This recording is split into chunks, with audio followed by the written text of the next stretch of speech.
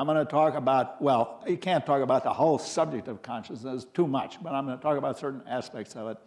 And I guess the question I'm going to ask is, why is so much sheer nonsense talked about consciousness? We're all conscious. It's a biological product of processes in the brain. And yet, as we're going to see in what follows, there are a great many mistakes made about the subject of consciousness and its relation to a whole lot of other subjects, such as information, reason, rationality, decision-making, and all of the other psychological phenomena. And my own view is that our discussion of consciousness has been bedeviled by two traditions that pretend to be opposed to each other, but in fact they both make the same mistake. The first tradition is the tradition of God, the soul, and immortality that says that consciousness is not an ordinary part of the physical, biological world. On the contrary, it's a part of a special spiritual world. Consciousness is not created by brain processes. It's a property of the soul, and it has to be created by God. And consequently, there can't be a science of consciousness because it's not part of the reality that science can talk about. Now, there's another tradition that thinks it's opposed to the tradition of God, the soul, and immortality, but it makes the same mistake. This is the tradition of scientific materialism. What the tradition of God, the soul, and immortality says is consciousness is not an ordinary part of the physical world. And that's what the tradition of scientific materialism says. It's not an ordinary part of the physical world. Either it doesn't exist at all, or if it does exist, it's outside the bounds of a serious science. And when I first got interested in this, I thought, well, you know, consciousness, it's a biological problem. So I went over to the University of California, San Francisco, where they have a big neurobiology gang. And I said, you know, why don't you guys get busy and solve the problem of consciousness? How does the brain do it? What am I paying you to do? And the answer was very revealing. The answer was, look, it's not science. Maybe it's okay for philosophers and theologians to talk about consciousness, but serious scientists do not talk about consciousness. And one guy, quite a famous brain stabber, said to me, look, in my discipline, it's okay to talk about consciousness, but get tenure first. Get tenure first. Now, I've been militating against that attitude for 30 years, and I think now there is a change. Now you can actually get tenure by writing about consciousness. So that is a step forward. It isn't that the writing is so terrific, but anyway, at least it's a step forward. Okay, now, there is so much nonsense talked about the relation of consciousness, information, rationality, intelligence, and all those things that I want to begin by citing a couple of contemporary mistakes. If you read the newspapers, you will typically read something like the following. There's a wonderful computer that can beat the world's best chess player. And now I never watched, there's a program called Jeopardy. I don't even know how to spell it. Apparently it's not a sentence, but it's got an exclamation point at the end. And there's a computer that can beat players at Jeopardy. Now this ought to make us nervous, you see, because when Garry Kasparov beat Karpov, he had to be conscious that he was playing chess, right? But when Deep Blue beat Kasparov, it wasn't conscious of playing chess because it wasn't conscious of anything. So what's going on? How can you play chess if you're totally unconscious? And I'm going to argue that the sense in which an unconscious system plays chess is totally different from the sense that matters to us, and it's a serious confusion in intellectual life. So let me start by making a couple of rather boring distinctions. It's going to turn out they're crucially important for this whole discussion.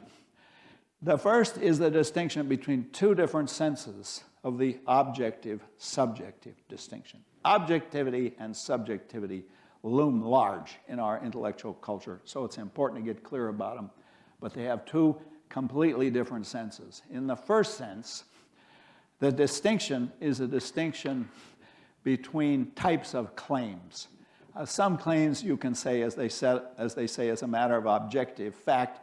Those are, I will say, epistemically objective. I'm sorry to use these polysyllabic words. Epistemic just means having to do with knowledge. And in the epistemic sense, objectivity is contrasted with subjectivity, and those are two different kinds of claims. So if I say Rembrandt lived his life, most of his life in Amsterdam, that is epistemically objective. You can settle that as a matter of fact. If I say Rembrandt was the greatest Dutch painter that ever lived, well, I think it's probably right, but it's a matter of, as they say, subjective opinion. That's the distinction between epistemic objectivity and subjectivity. Now, related, underlying that is a distinction in modes of existence. And this is the ontological. Ontological just means having to do with existence. In the ontological sense, the distinction is between those features of reality that exist independently of anybody's experience. Those are ontologically objective, and those that exist only insofar as they are experienced, and they are ontologically subjective. So ontologically objective entities would include mountains and molecules and tectonic plates, and ontological subjective entities would include pains and tickles and itches and headaches and feeling anxiety and all the rest of it. Ontologically subjective entities only exist insofar as they are experienced by a human or animal subject.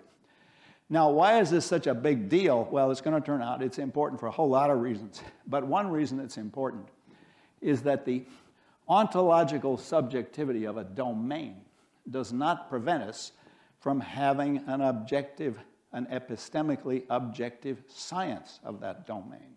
And the problem I had with those guys in San Francisco, they thought that because consciousness is ontologically subjective, we can't have a science of consciousness because science is objective. But of course, science is epistemically objective in the sense that scientists try to get truths that are independent of anybody's feelings and attitudes. But the ontological subjectivity of the domain of consciousness does not prevent us from making epistemically objective claims about the causes and nature of consciousness. I hope that's clear, because an awful lot of mistakes are based on supposing that because consciousness has a subjective mode of existence, it can't be studied by an objective science. And the answer is it can. It's a different sense of the objective-subjective distinction. In one sentence, the ontological subjectivity of a domain does not prevent us from having an epistemically objective science of that domain. Okay, you got that under your belt. Now here comes another boring distinction. You need another distinction, which is crucial, is a distinction between those features of the world that exist regardless of what anybody thinks. They are, as I will say, observer independent, or sometimes, just to be offensive, I say they're intrinsic or absolute. And again, mountains, molecules, and tectonic plates have this observer independent existence. But there are an awful lot of things that are important to us that only exist as what they are because people have certain attitudes about them. And they are, as I will say, observer relative or observer dependent. And that would include a lot of things that matter to us, like money and private property and government and the University of Indiana. All of those are created by human consciousness, but the existence that they have is observer relative. It's not a fact of physics, but rather it's an attitude, a matter of attitudes that people take toward physical and other sorts of phenomena that constitute the ontology of money, private property, marriage, governments, universities, cocktail parties, and summer vacations, and a whole lot of others. I'm going to talk more about all of that civilization stuff on Thursday, but I want you to see now that there is a domain of reality about which we can make epistemically objective claims, which is observer dependent. That is to say, it's created by consciousness. Now, here's an interesting fact that's going to emerge as of some importance later. The consciousness that creates civilization creates an observer relative ontology. It creates an observer relative ontology, but the consciousness that creates it, though ontologically subjective, is not observer relative. On the contrary, it's intrinsic. So this stuff I carry around in my wallet, I'll show off how rich I am here. Here's a dollar bill. This is money only because we think it's money, okay? So its being money is not intrinsic or observer independent, it's observer relative. But the fact that I think it's money, that's absolute. That's observer independent. The consciousness that creates civilization, though it creates an observer relative set of entities, is not itself observer relative. Okay, now then, we got some basic distinctions under our belt. Now I want to tell you about some mistakes that are being made as we sit here. And it takes my breath away when I read these. There's a book that's just coming out by a guy who argues as follows. We now are getting close to having intelligent computers. And very soon we're going to have super intelligent computers. The guy's name is Bostrom. He teaches in Oxford. And here's what Bostrom says. When we get super intelligent computers, they're going to be so much more intelligent than we are that they're likely to rise up and kill us all. They're likely to just overthrow all of us. Now, I want to ask this guy, why don't you just pull the plug? But, you know, that seems like, that seems a bit Philistine. I want to say there's got to be some more deep phenomenon going on here. And there's another guy, I have to review these books, so I had to read them more carefully than I otherwise would. There's another guy named Floridi, also teaches in Oxford, and Floridi says, we've entered a new era. There's a new revolution. Copernicus announced the Copernican revolution, that we were no longer the center of the universe. Darwin announced the Darwinian revolution, that we were not God's special creation. Freud announced the Freudian revolution, that we weren't in control of our own minds. And somebody, presumably the author, is now announcing the fourth revolution, the information revolution.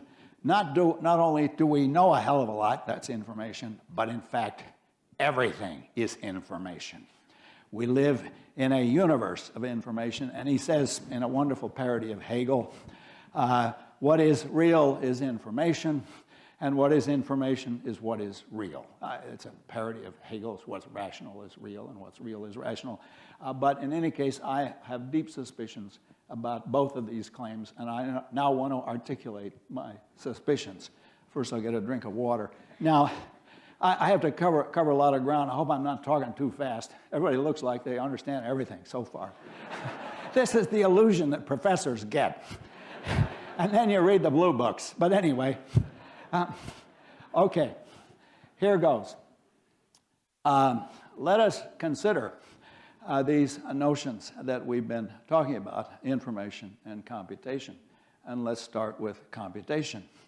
Now, as you all know, the original meaning of computer was it was a person who computes. A computer was a guy who computes. The same way a runner is a guy who runs, or a singer is somebody who sings. So a computer was a person who computes. This is why Turing's famous article is called Computing Machinery and Intelligence. Not called Computers and Intelligence, because computers named a profession, a class of people whose job was to compute. And nowadays, with the invention of a device called a digital computer, the word has changed its meaning. Computer now is used to mean a piece of machinery and not a type of person. By the way, the guy who's responsible for that is Turing. Turing invented a wonderful device called the Turing machine. And the Turing machine is unique in that it does what any computer can do, what any real live human computer can do, using only two kinds of symbols. These are usually thought of as zeros and ones, but anything will do. And indeed, in a wonderful argument presented independently by both Turing and Alonzo Church, they show that any algorithm at all can be implemented on a Turing machine, on a device that uses only two kinds of symbols. It's a wonderful original idea, and it has transformed all of our lives because, though strictly speaking, the notion of a Turing machine is the notion of something formal and abstract. I mean, you can't go into a shop and say, I want to buy a Turing machine, because it's not something you can weighs anything. You can't pour beer on a Turing machine. I did once on a real computer. And you can't drop it on the floor. But for practical purposes, the machine that you buy in the store is a Turing machine because it operates with two types of symbols. They're not, I'm very literal. My instinct is to open up the damn thing and find the zeros and ones. But there aren't any zeros and ones in there. There are such things as variable rates of electrical voltage levels, and they do this at such stunning speed that we can now do all kinds of marvelous things with computers. But what Turing didn't notice is that in changing the meaning of the word computer, he also changed the meaning of the word computation. Let's ask ourselves, is computation as defined by Turing, is that observer independent, or is it observer relative? Well, contrast me adding 2 plus 2 to get 4. Now that's a computation. I am a computer carrying out a computation. But that is observer independent. That's intrinsic. It doesn't matter what other people say. They say, well, you're not really doing addition. Oh, yes, I am. I am doing addition. That's observer independent. But when I take my pocket calculator and do 2 plus 2 equals 4, the result is not something that is observer independent. The processes are computation only relative to a computational interpretation. Computation, as defined by Alan Turing and is now common in the literature on the subject, is an observer-relative notion. It's not a fact of physics that the machine is computing. Rather, the fact of physics enables us to attach a computational interpretation to the operations of the machine. But that's the first important result I want to state tonight, and that is that computation is observer relative. Computations are either performed by conscious agents, those are observer independent, and those are intrinsic, but the computation that's performed by the piece of machinery you own, that is all observer relative. Nothing wrong with that, because we know that though all observer relative phenomena contain an element of ontological subjectivity, it's only relative to conscious agents that they have the observer relative features, that does not prevent us from making epistemically objective claims about that domain. We can make epistemically objective claims, such as I wrote a book using the Word program of Microsoft, and that's epistemically objective, even though Word program does not name a feature of physics. It names an observer relative phenomena that we have found ways to attach to physical phenomena, to electrical state transitions. Okay, now let's slow down and think about computation, because it's going to be important for the rest of the discussion. In the standard accounts, the early claims were that they had invented computers that could actually have thought processes. And my favorite here was John McCarthy of Stanford, who said, even a machine as simple as a thermostat can have beliefs. And I said to him, oh, John, what beliefs does your thermostat have? And he said, my thermostat has 3 beliefs. It's too cold in here, it's too hot in here, or it's just right in here. Now, the pedant in me wanted to say, that's bad thermostat science. The thermostat's a bimetallic strip. It's only got maximum 2 beliefs, but it doesn't have any beliefs at all. Why? The attribution of beliefs to the thermostat is an attribution of observer relative intentionality. There's no literally any beliefs in the thermostat. We can treat the thermostat as if it had beliefs, as we can treat the computer, as if it had memory, as if it was annoyed with me when it complains about my ineptitude at operating the keyboard. But none of that is intrinsic or observer independent. All of that is observer relative.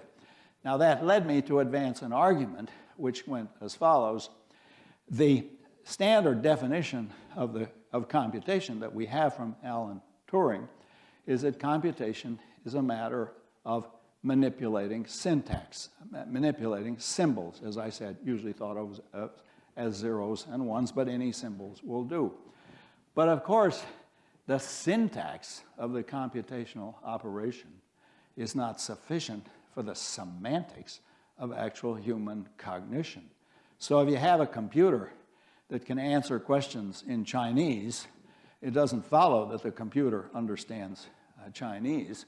On the contrary, it couldn't understand Chinese, because to understand Chinese, you have to have something more than syntax. You've got to have semantics. You have to know what the words mean. And I illustrated that treating myself as the computer. Imagine I'm locked in a room, and I'm given a bunch of questions in Chinese, and then I look up what I'm supposed to do in the computer program, and I give back answers in Chinese. Now, unknown to me, the input consists of questions, and the rules that I follow to give back Chinese symbols as answers, those are answers to the questions, and we'll suppose that the guys get so good at writing the program, and I get so good at shuffling the symbols, that my answers are indistinguishable from a native Chinese speaker. I passed the famous Turing test for understanding Chinese. But all the same, I don't understand a word of Chinese, and there's no way I could, because I'm just a computer. I have what the computer has. I simply have rules for manipulating symbols. I have a syntax, but no semantics, and the human cognition requires more than a syntax. It requires a semantics. Now, I thought that was kind of an obvious argument, and I felt vaguely embarrassed that we get paid money to present such simple arguments. You'd be surprised at the amount of crap that was thrown at me. In the introductory speech, it was kindly mentioned how many times my article is referred to, but he forgot to mention how many attacks there are on it. At last count, I counted 200 published attacks in English alone. I'm leaving out Turkish and Swahili and lots of other languages. Anyway, I'm not going to spend a lot of time on this, but some of the attacks were sort of fun in that they revealed the fundamental behaviorism underlying the computational picture. And the idea was, well, look, the machine behaves as if it understood Chinese, so it must understand Chinese. And one guy, this was in a public debate, said, suppose we ask you the question, do you understand Chinese? Ha! And you give back the answer, yes.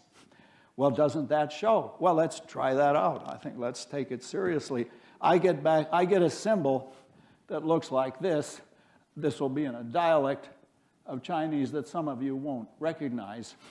And that question means, do you understand Chinese? I don't know what it means. I got this symbol. So I look up in the book what I'm supposed to do, and it says when you get that symbol, give them back a symbol that looks like this. It's in that same dialect of Chinese.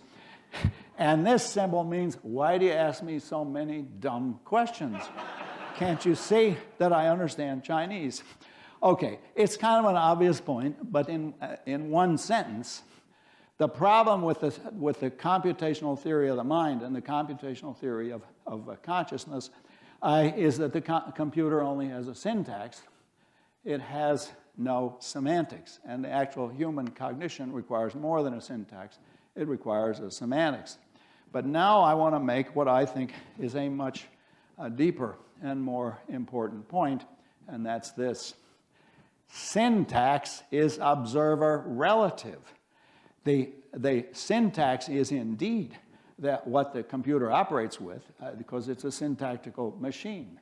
But the fact that something is a computer program, that the fact that the system is implementing a computer program, that is observer relative. It's our interpretation that makes it a computational process, and the interpretation is not intrinsic to the physics. Now, if you look closely at this, you will find that most of the stuff that's talked about computation and information ends up as a kind of nonsense because it neglects these 2 points, that the syntax is not sufficient for the computation. The syntax is not sufficient for the semantics, but the more deep point is that the syntax is observer relative. Something is syntactical only relative to a syntactical interpretation.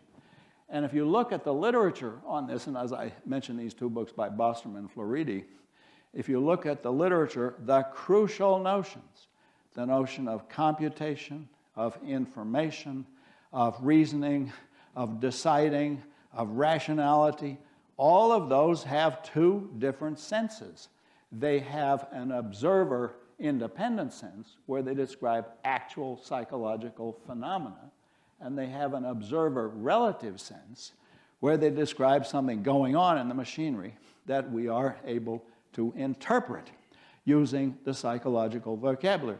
There's nothing wrong with that. That seems to me perfectly legitimate to say, my computer today has a better memory than the computer I had 20 years ago. And I use the word memory there, but it doesn't mean anything Proustian. It doesn't mean the computer is reflecting on its happy life when it was just a child in China. No, it does not have any literal memory in any observer-independent sense. It has this observer-relative phenomenon.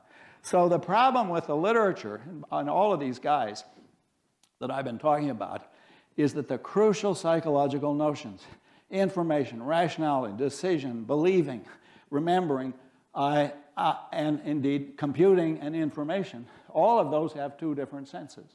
They have an observer-independent sense, which is dependent on consciousness. It's only a conscious agent that can have all of those phenomena in the observer-independent sense, that can literally remember or compute or calculate or make decisions or create information. But they also have a perfectly legitimate but observer-dependent, observer-relative sense in which they only are what they are relative to conscious agents who attach a certain type of interpretation. Okay, now with that in mind, let's go to Bostrom's argument. He says we ought to be really scared. And he says this may be the greatest, I love authors because they always invent this kind of sentence. This may be the greatest challenge that humans have ever faced. And the challenge is super intelligent computers will rise up and overthrow us all. I want to say that's not a serious worry. Why? Well, he says, we don't know what's going to motivate these computers. They're going to be so smart that they may have types of motivations we can't even understand. They may be motivated by kind of malice that's really beyond our ken altogether. And if they're really malicious computers and super intelligent, we haven't got a chance. Now, he does say we have one great advantage. We got here first. And he is going to tell us how to plan to fight these guys. And I want to tell you, this is all a fantasy. You see, the computers could be maliciously motivated only if they could have actual observer-independent motivations. But they don't. It's just a hunk of junk. It's just a bunch of electrical state transitions. And we can interpret any way we like. In order to have the basic human cognitive faculties for believing and desiring and deciding and making decisions and being malicious or being beneficent, you have to be conscious. You have to either be actually conscious or, if you're sound asleep, at least capable of becoming conscious. And that's what gets neglected in this literature, is the crucial role of consciousness. Now, that's a big claim on my part. Let me substantiate it. Okay, I'll take a drink of water and catch my breath. He thinks, just as we engage in decision-making and carry out actions, so computers will engage in decision-making and carry out actions. I want to say it's totally different in the two cases. Let me give you some real-life examples. It frequently happens to me, more nowadays than it used to, that I get puzzled, have I misspelled a word? Now, I have a desire, watch this vocabulary, a desire to spell correctly, and a belief that I can discover the correct spelling by looking it up in a dictionary. I realize an old-fashioned procedure, but anyway, I'm an old guy. Looking it up in the dictionary, so I perform an action, I look it up in the dictionary. Practical reason, belief and desire produce action. Okay, everybody's got that? All of that is real. All of that is observer independent. Now, what happens in my computer? If I misspell a word, it comes up in red. Is that because the computer thinks this idiot has misspelled another word and we're going to tell him? No, it has a list of words, and if a word comes up that's not on the list, it comes up in red. And it will even cleverly suggest them alternative spellings. Often they're idiotic, but totally unrelated words, but it'll suggest them alternative words. Now, I had, and this is practical reason, I had a belief and a desire, and on the basis of my belief and a desire, I performed a course of action. This has a name in the history of philosophy. It's called practical reason. Now, what has the computer got? It's got no belief, no desire, except in an observer relative sense, except in the sense that we can describe it that way metaphorically, and it's quite useful often to do that, but it doesn't literally have beliefs and desires. Of course, we can imagine, as a science fiction fantasy, that a whole lot of computers suddenly rise up and attack us. But if we're supposed to imagine that that comes out of some malicious motivation that the computers have, it's only malicious motivation if there's some real psychology there, if there's some actual observer-independent reality to the motivation, and there isn't. To put this succinctly, in the observer-independent sense, the intelligence that the super-intelligent computer has is zero. Zero. It isn't that it's got a little bit of intelligence, maybe more. It's zero. All of the intelligence is relative to our interpretation. Watch. You think that's too far-fetched? I'll show you a computer that just performed a computational operation. It computed the function S equals 1/2 GT squared. I'll spare you writing that on the blackboard. And of course, with accurate timing measurement, we could actually use it to compute the value of S. But if this is a computer, then anything is a computer, because computation only exists relative to an interpretation. In the old Chinese room days, in these debates, I used to take an object like that, slam it on the table, and say, that is a digital computer. It just has a boring program. The program says, stay there. Well, it did mostly stay there. Okay, and of course, that's absolutely right. It satisfies the definition. A computer is anything to which you can attach a computational interpretation, and I attached the interpretation of this, 0 or 1. This one was an analog computer because it computed a continuous function, but an analog computer, digital computer, doesn't make any difference. You can simulate one on the other. Okay, the deep point in all of this is do not confuse in the intrinsic or observer-independent psychological phenomena with the observer-relative or derivative psychological phenomena, which is all in us. The observer-independent facts, the actual physical facts, are facts about electrical state transitions. Well, couldn't the computers, in virtue of their electrical state transitions, rise up against us? Well, as a science fiction fantasy, you can imagine that. You can imagine maybe the cars will all rise up against us. They'll come tearing out of the garages and run over us. Okay. Or shoes will at last get tired of being stepped on, and they'll get out of the closet and start walking all over us. I got no objection to science fiction. But this guy clearly thinks that he's identified a real problem. Malicious computers will come at us. And I want to say there is no real malice in the electronic computer because it's not that kind of machine. It's not built to have anything like that. It's built to perform electrical state transitions at a very rapid rate, at a stunningly rapid rate, that enables us to attach a computational interpretation. Okay, now so much then for the idea that the computer revolt is at hand. What about the fact that everything is information? As Floridi says, we live in the infosphere. He loves these neologisms, and we're all inforgs. I don't like that one as well. We're all inforgs.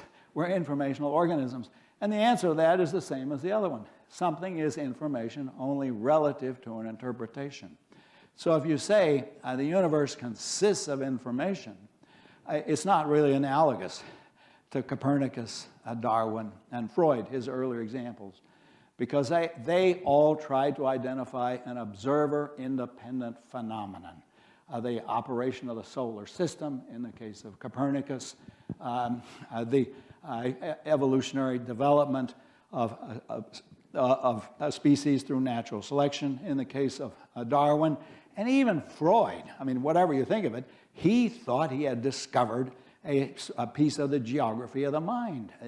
The unconscious wasn't just some observer-relative phenomenon. He had discovered a territory in the mind. It's worth going back to read Freud because it's more extreme than you might think. He says in itself, beware of Germans who say an sich, by the way, that has a bad history. In itself, a mental state is totally unconscious, and it becomes conscious on analogy with perception. Now, I don't think that works as a theory of consciousness or unconscious, but the point is, Freud thought he was doing a kind of geography of the mind. It wasn't observer-relative. Whereas I want to say this discussion of information, the idea that the universe consists of information, that's all observer-relative. It's not intrinsic. So there are two basic ideas I want to leave that I'm trying to get across. The first is that the syntax of the computer program isn't sufficient for semantics. What do you need? Well, obviously, you need a conscious mind. You need a conscious agent that's going to give an interpretation to the syntactical entities. And the second point is, even the syntax isn't intrinsic to the physics. The first argument showed that the semantics is not intrinsic to the syntax. That's the old Chinese room argument. The second argument shows that the syntax is not intrinsic to physics. So computation in the observer-relative sense does not name a fact of physics. So you need to distinguish the existence of intrinsic computational processes performed by conscious agent from the observer-relative processes to which we can attach a computational interpretation. And to repeat, that's not trivial because, of course, we make epistemically objective claims. My computer really is better. And in a way, I have no objection to using the psychological vocabulary. Those guys tried hard to design a program that would beat Kasparov, and they succeeded. It did beat Kasparov. The mistake is to think that that has of some psychological relevance, that in the sense in which you or I play chess, the computer was playing chess. And by the way, if you want a decisive argument for that, do the Chinese room, make it into a chess room. Suppose I don't know how to play chess, but I'm sitting there in a room with a lot of symbols, and symbols come in. I don't know what they mean, but they describe a chess position. I look up in the book what I'm supposed to do, and I give back symbols. They describe a chess move, and at the end, I win the chess game. We'll suppose, because they get so good at programming. All the same, I'm not playing chess. I don't understand anything about chess. But if I don't, neither does any other digital computer, because no computer has anything that I don't have. The computer is precisely that. It's a device for manipulating symbols. It's a syntactical engine, and the syntax is all observer-relative. Okay, now, that's kind of the introduction of my lecture on consciousness, but how much time did I leave myself? How much time have I got? Boss? Well, I don't know. All right, I'll look at my watch. I got a watch here. Oh, my gosh. Well, but we're going to have a question period, right? I'll talk for a few minutes more. Anyway, okay. So here we are. We're well into the 21st century. That's a bit scary, that thought. But incidentally, when I was a kid, one of the questions was always, would I live to see the next century? And grown-ups would tell me, yeah, you're going to live to see the next century. And that's a great idea. I did get to live in the next century. The problem is that if you're brought up that way, when the next century comes, it's as if the calendar had stopped. You know, then, oh, we're in a new century. Oh, yeah, they have dates too. But anyway, it takes get used to the 21st century. Okay, why don't we solve the problem of consciousness? Why don't we just get busy and solve it as a biological problem? How would we go about it? Well, it seems to me, if you look at the history of science, there are 3 steps that typically you go through when you solve a problem like this. First, you discover correlations. You discover that a consciousness is correlated with certain types of neurobiological processes.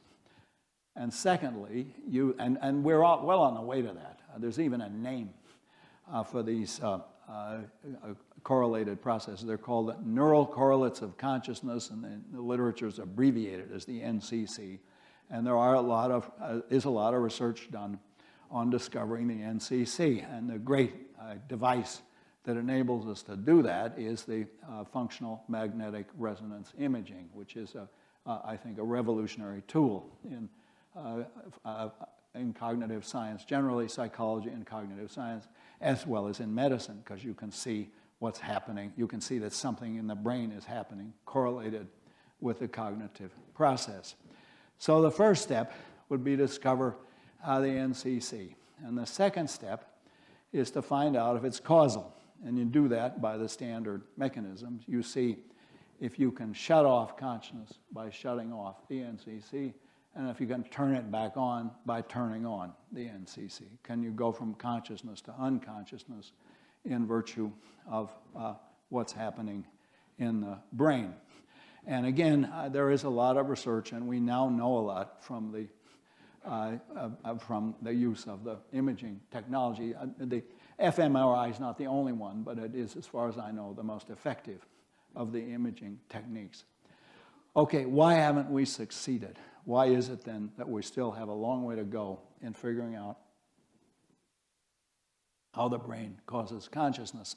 And the problem is that if you actually look at the literature, the typical research that is performed is typically performed on subjects that are already conscious. So for example, one example is with blind sight.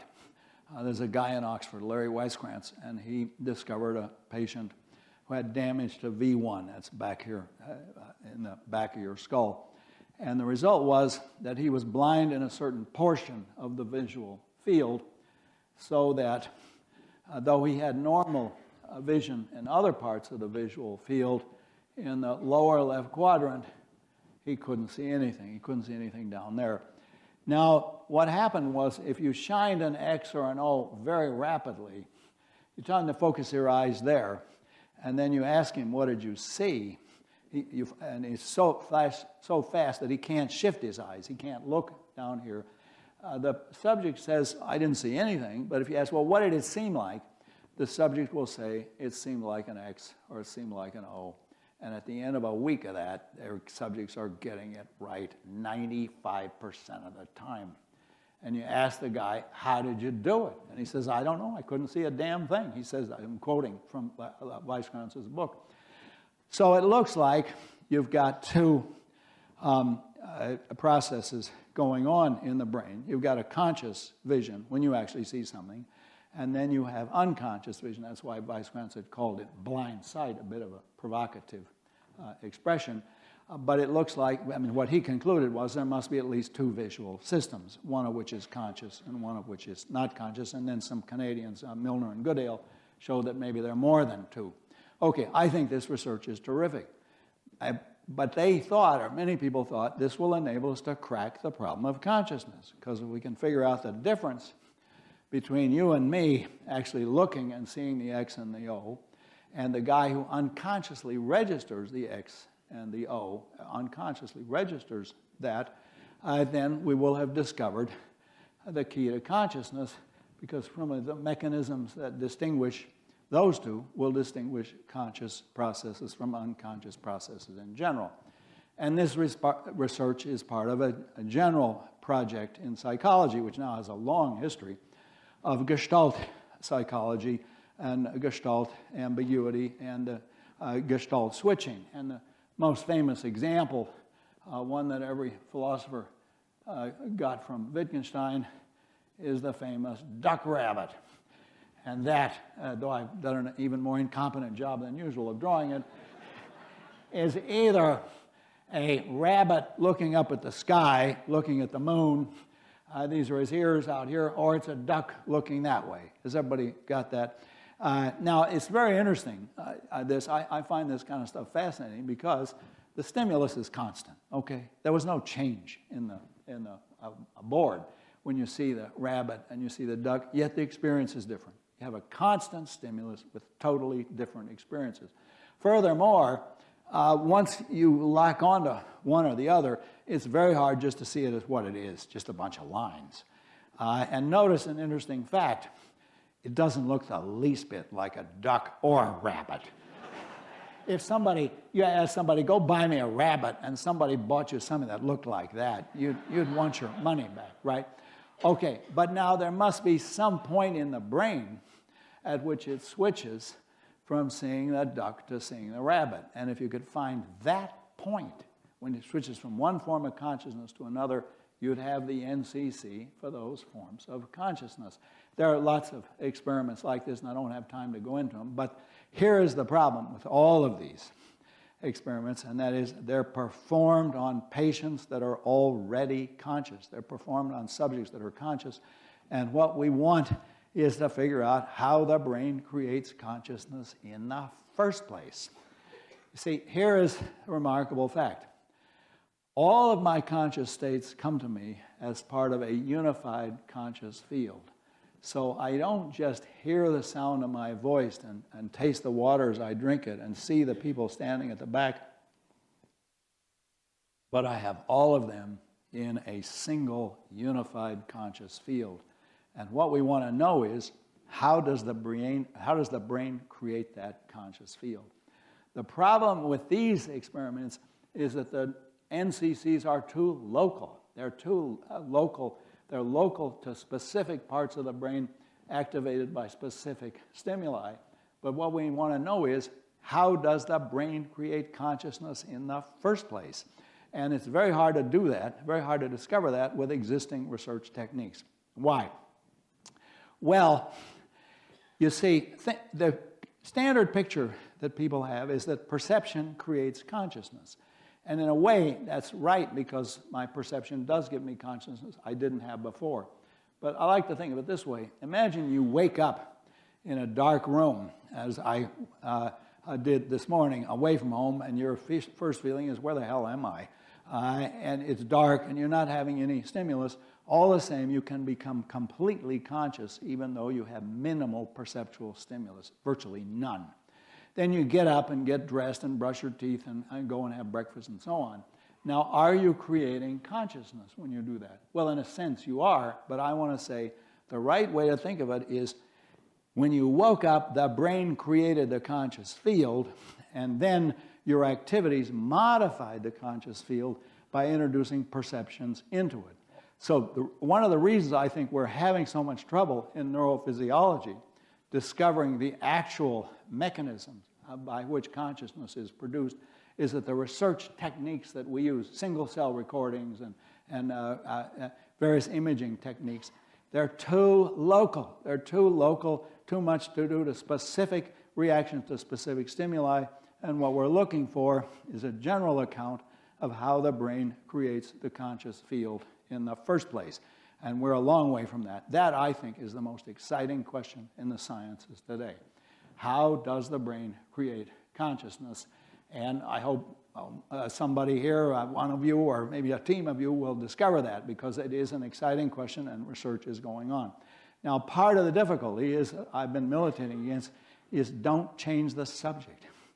If you change the subject, if you think, well, what we really want to do is to discover the computer program in the brain that's creating consciousness. No computer program is creating consciousness. It couldn't, because the computer program exists as a program only relative to a computational interpretation. And what we're interested in is, what are the distinctive observer-independent facts about the brain that enable it to create consciousness. Well, I didn't cover everything I wanted to cover, but with your patience, I managed to cover at least some of it. Thank you very much.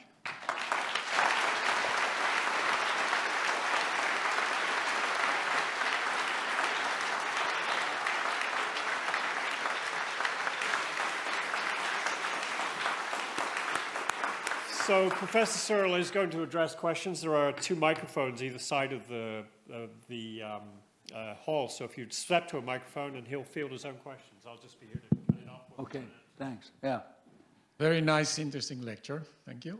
You know, there are a number of activities that we carry out all the time that are not conscious. There are many things that we learn to do without being completely aware that we are doing them. You know, we learn to do something and they become involuntary things. And we have to be able to separate those two, because they're learned processing activities. Well, I'm not exactly sure what claim you're making is this, but it's clear that there's one thing I left out of this talk which is crucial, and that is an awful lot of the things that we do we're not focusing our attention on. And it's tempting to say we're unconscious of them. So when I walk around, I'm not thinking about how much pressure my feet exert against the soles of my shoes. And I'm not focusing my attention on these circular lights overhead. All the same, they're parts of my conscious field, and I can shift attention from one to another. The mistake is to think that somehow or other they're totally unconscious. And no, they're not totally unconscious. I am conscious of the lights overhead in a way that I'm not conscious of what's behind my head because I can't see it. It's just these are not at the focus of my attention. Now, in fact, there is a lot of interesting neurobiological research done on attention, and you can see why it is a beautiful subject to study because it's, you can find out, you can get the subject to focus attention on one thing and now on another thing and then see what goes on. I'm sorry to say I'm not sure I answered your question because I'm not, my hearing isn't all that great and I may not have heard it. So if you want to ask it again, you get a second try. Well, actually, you pointed out to something that I have worked myself for some years on attention, and precisely of the things that we are aware of, not aware of, Yeah. and we have to actually concentrate on certain things, in spite of the fact that we have all the information coming to us Yeah. from the external world, yes. Okay, there is a lot of psychological research now done on awareness, which is really literally unconscious, but which registers on our cognitive capacities, and you get people priming effects and so on. I mean, there are a lot of people who probably know the research much better than I do, where the guy will answer questions in a certain way, and you know he was primed to answer it by a stimulus that he was unconscious of. So there are all sorts of unconscious processes going on. I agree with that. Let's go over to this guy. Yeah. Is there such a thing as false consciousness? Yeah. And if consciousness is relative, how could it possibly be false? Yeah, okay. No, I have to tell you something personal here. When I was a kid, there used to be a lot of people running around that I would argue with. They were called Marxists. And I kind of miss them because they went out of business and you hardly hear of them. And when did I last hear false consciousness? I mean, the standard argument that went against me is, you suffer from the false consciousness because you are demonstrating your commitment to the bourgeois way of life because you're a beneficiary of the bourgeois mode of existence. You are employed by this bourgeois institution, the University of California, Berkeley, and so on. So sure, there's false consciousness, but the sense in which that's used as a technical term really is different from the sense here. Marx thought there are sincere views that people hold, but the views are corrupted by their class situation, and consequently, though they hold conscious views, it's false consciousness. It's not real consciousness about how things are in the world. Fortunately, I wasn't lecturing about that, but anyway, grateful to have it raised. Yes?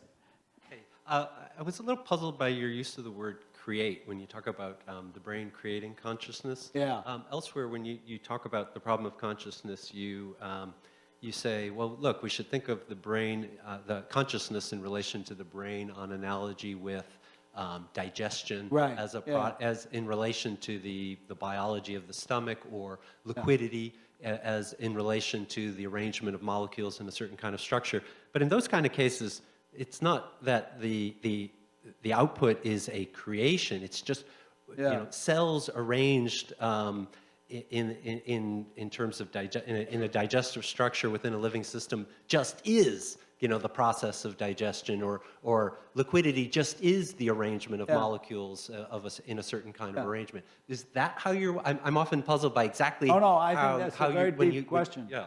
And it's a deep philosophical question. Let me state exactly the thesis I hold and exactly the problem that you have identified with it. Consciousness is a higher level or system feature of the brain in the sense that it's the elements of the system that create consciousness, but the consciousness is not a feature of any element. So I can't pick a single neuron and say this one is thinking about my grandmother. You have to have a whole, you have to have a system big enough to create consciousness as a system feature.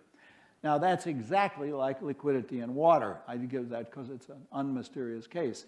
The stuff in here is liquid, and it's liquid because the molecules are behaving in a certain way. They behave in a way that's different from if they were slowed down and became solid, or they speeded up and became a gas.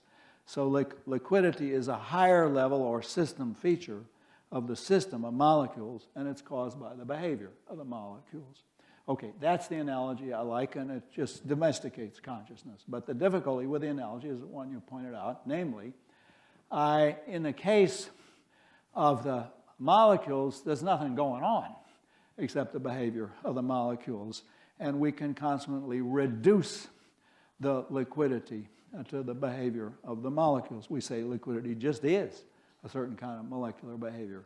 Now, in that way, you can't reduce consciousness. You can't eliminate it because it's got this subjective ontology that I talked about earlier. It's got a subjective ontology, and that's still left over. So in a way that you can reduce solidity and liquidity, you can't reduce consciousness. Now, my answer to that is, well, you can do a causal reduction. There's nothing there causally except the behavior of the neurons that causes your brain to be in a conscious state. But you can't do an ontological reduction because the consciousness has this additional feature. It's got this subjective or first-person ontology. Now, what I deeply think, but I don't know how to show it in a short space of time, is in a way that we reduce liquidity to the behavior of the molecules, you can't really reduce anything that actually exists.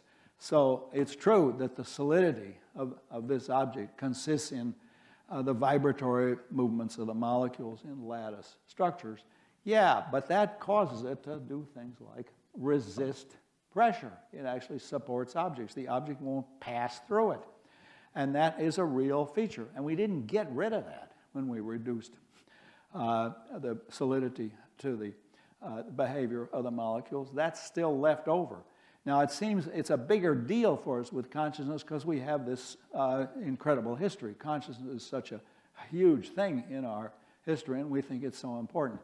Good idea, remind yourself, our little planetary system and our little sun is one of 100 billion such stars in the Milky Way. I don't know how many of them can sustain life, but there's 100 billion of them in the Milky Way. And how many galaxies are there like the Milky Way? 100 billion. I mean, that's a lot of zeros. I lose track of the zeros. So we're just a small operation, but to us, consciousness is a big deal. And I think it must be exist in other parts of the universe. We just don't know where they are or how we'd get to them. They're too many light years away. But we're talking about a very small part of the world produced by a lot of big carbon-based molecules, lots of hydrogen, nitrogen, and oxygen. And it's clear that consciousness exists, clear that it has a first-person ontology, clear that it's causally reducible to, but not ontologically reducible. The problem here is not consciousness, it's the notion of reduction. It's the notion that somehow or other, when you reduce the solidity, you got rid of it. It doesn't really exist. I don't think that's true. I don't think in that sense you can reduce anything that really exists. However, I didn't really show that. That's just the bottom line of my discussion. Yes? Going to your marvelously angst-filled case of waking up in the dark room and creating the field of consciousness, is uncertainty central to that experience? And do you think that our experience of uncertainty as mortal creatures may be formative of consciousness itself? Yeah, I'm not sure I understand the question. Uncertainty, I mean, a standard definition of information, one I think is unsatisfactory, is a reduction of uncertainty. But if somebody talks about uncertainty, I want to know, what is it exactly that you're uncertain about? I'm uncertain about the results of the elections that are going to happen in November. Who's going to take over? Who's going to be in charge of the Senate and the House? That's a typical case of uncertainty. But that's not a defining feature of consciousness, nor, I think, is it a defining feature of information that it reduces that. So I'm not sure how uncertainty figures in this discussion. Well, I'll let someone else ask another question. Okay, well, thank you for your patience. Yes, you're on. Hello, Professor Searle. Thanks for coming out and talking with us today. Like most people in this room, I wrote a paper about your ideas in freshman philosophy, and now that I'm a doctoral student in the corner of computer science concerned with creation of artificial intelligence, I spend most of my waking hours trying to prove you wrong. So, given that, I have a question that I'm sure you're asked on nearly a daily basis.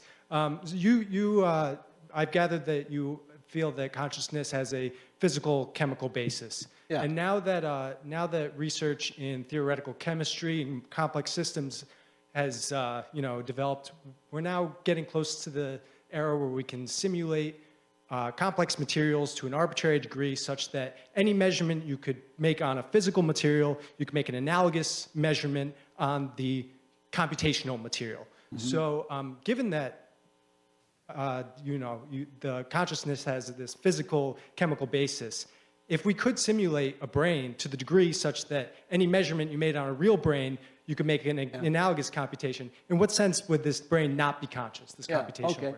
No, it's a good question. And the question is, what do you simulate and what do you duplicate?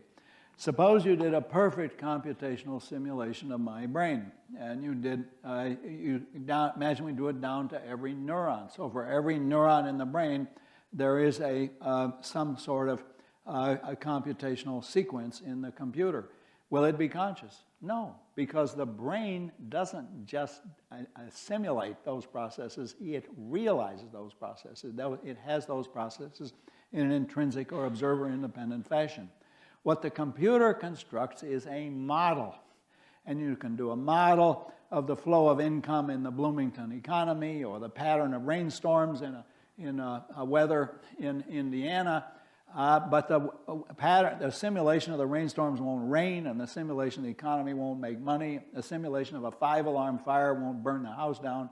All of those are models. Now, this is one of the key notions I want to get across. The simulation of brain processes that produce consciousness is to actual consciousness, as the simulation of the flow of money is to actually making money or actually losing money. Or this, my favorite example, the simulation of digestive processes is to actual digestion. You do a perfect computer simulation of digestion on your computer. You can't then rush out and buy a pizza and stuff it in the computer, because it'll just jam the computer, because what the computer gives you is a model or a picture, and that's very useful. It's terrific to have these models. Now, why would we make this mistake? Nobody thinks a computer model of digestion will digest, but they think a computer model of thinking will think. And the mistake is a deep mistake, and it goes back to these mistakes I mentioned earlier. They suppose that the consciousness is not an ordinary part of the physical world like digestion. Along with the dualist tradition, they think it's something formal or abstract. It's not a part of the actual physical reality we all live in, and that's the deep mistake. And that's, if I have two targets I'm militating against, one is the idea that consciousness is not a part of the physical world because it's something spiritual, and the other is it's not a part of the physical world because it's not something spiritual. And those are both mistaken. It is a part of the physical world, and that's my main message. Yes, you're on. Yeah, Oh, wait a minute. These guys over here, I didn't want to leave them out. Who am I to turn down a guy on the left wing? Yes. I appreciate that. So, Professor Searle, I just wanted to ask a question, make sure I understood something you said earlier about the chess example. Yeah. Supposing that I was going to play a computer, and I haven't played, and I don't know how to play chess, Yeah. and somebody teaches me and says, okay, if you see this move, do this. If you see this move, do this. Yeah. Say I then play the computer. My question is, maybe in multi-part. One, is it the same? Are we doing the same process in that sense? In the sense that I'm getting input and I'm having an output the same way the computer is. And if there is a difference, is the difference that there was already a pre-existing conscious field for me that I learned it through versus the computer that didn't have that field? Okay. No, those are good questions, and the answer is, if you just think of what it's like to actually play chess, that involves a whole series of conscious operations. Kasparov has to know such things as that he opened with his pawn to king 4 and that his queen is under a threat by the knight on the right-hand side. He has to know all that. Now, the computer doesn't know any of that because it doesn't know anything. It's just a piece of electronics that goes through certain state transitions which we can interpret. Now, I put myself in an intermediate position where I don't know I'm playing chess, but I do consciously go through the steps in the computer program. So what I have is not actual chess pieces or even chess symbols. I just have a lot of zeros and ones. And when I get this sequence, then I'm told write down this sequence, and unknown to me, that means I'm moving my knight. But there, I might perform exactly the same moves as a real chess player, but I'm not playing chess. To play chess, you got to be conscious that you're playing chess. And that's the problem with the chess-playing machine. It's not conscious and it doesn't play chess, not in any literal sense. Now, let me give you the qualification immediately. It does what those guys designed it to do. They succeeded at what they were trying to do. I'm not arguing with their success. I am arguing with the interpretation of this success. The interpretation of the success is that in exactly the same sense that Kasparov beat Karpov, Deep Blue beat Kasparov. That is a deep mistake. That's the mistake of our culture, and that's what I'm militating against. Because in that sense, Deep Blue didn't play chess because it doesn't know it playing chess. To play chess, you got to know you're playing chess, and it doesn't know anything. Okay, more questions? Yeah. Yeah. All of the attributors of human states, of conscious states that I know of, are human observers. Yeah. So what could it possibly mean to say that consciousness has an observer-independent existence? Right, yeah. It has an observer-independent existence in that though it is all observer-relative phenomena are created by consciousness, the consciousness that creates it is not itself observer-relative. This thing functions as a marker, and that is a function that's assigned to it by a conscious agent. But my consciously deciding to use it as a marker, that's not observer-relative. That's an intrinsic fact about me. Just to summarize this point, this is an absolutely crucial point for the whole talk. The consciousness that creates observer-relative phenomena, money, property, government, marriage, universities, political parties, and elections, that consciousness creates observer-relative phenomena, but the consciousness is not itself observer-relative. The consciousness is intrinsic or independent. So if somebody says, well, you weren't really thinking about arithmetic when you did this computation on the blackboard, oh, yes, I was thinking about arithmetic, and that's intrinsic to me. That doesn't depend on anybody else. One of the dumbest things in our tradition, and we're partly responsible, Descartes' partly responsible for this, was the idea that animals don't have consciousness. Now, you can see why Descartes had to say that. If consciousness is a property of the soul, and the soul is immortal, then if animals have consciousness, they have to have immortal souls. But it's ridiculous. I mean, I've had, my dogs have been Frege, Russell, Ludwig, and now Tarski.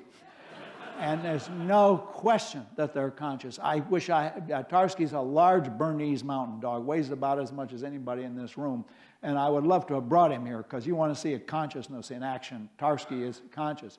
But it is part of our tradition that we don't know how to cope with consciousness. We don't. And when I first got interested in this, I told you people felt it's not really a suitable subject for science. And in those days, when I said in the cognitive science meeting, we got to focus on consciousness, the graduate students are always a good barometer of which way the wind is blowing, would rub their eyes and say, oh, God, there he goes on again about consciousness. But it's happening. We're now starting to get more attention to consciousness. One last question.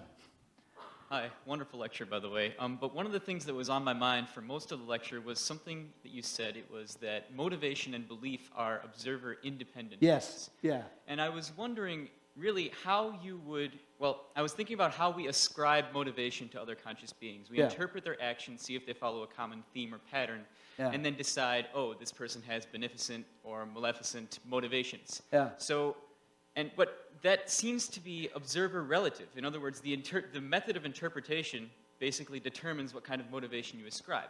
So my question is, how can you, in an epistemically objective sense, decide that something has motivation or belief? Okay. Or that motivation or belief is observer independent? It's a real philosopher's question, and I'm grateful for it. If you're not a philosopher, come and see me. You should. Because clearly, look, there is another mistake that is pervasive in our philosophical culture, and that is the confusion of epistemology with ontology, is the feeling that what it is for our motivation to exist is a matter of how we find out about it. And a standard mistake is to say, you'd be surprised how often this is said, the reason that we say that people have beliefs and desires is so we can predict their behavior. I don't know about you, but the reason I say I have beliefs and desires is because I have beliefs and desires. It's just a plain fact. I mean, what behavior can predict if you know that I believe that the Earth is 93 million miles from the sun. What's the behavior? That when I buy a ticket to the sun, I'll buy a 93 million mile ticket? I mean, it's just not serious. So the mistake is to suppose that the ontology of the mental is in its epistemology. It's not. And if the question is, well, how do you find out what somebody's motivations are? That's tough. And often she will conceal it from you. I mean, there are ways you can be easily fooled about motivations, and we often are. But that doesn't mean there's no such thing as getting it right. Think about your own case. So if you ask me, well, how do I find out other people's motivations? Use your head. That would be my advice. Ask them questions, look at their behavior, and so on. But don't confuse the observation that you make of the behavior with the actual ontology, with what it is to actually have a motivation. Join me in thanking Professor Searle. Thank you.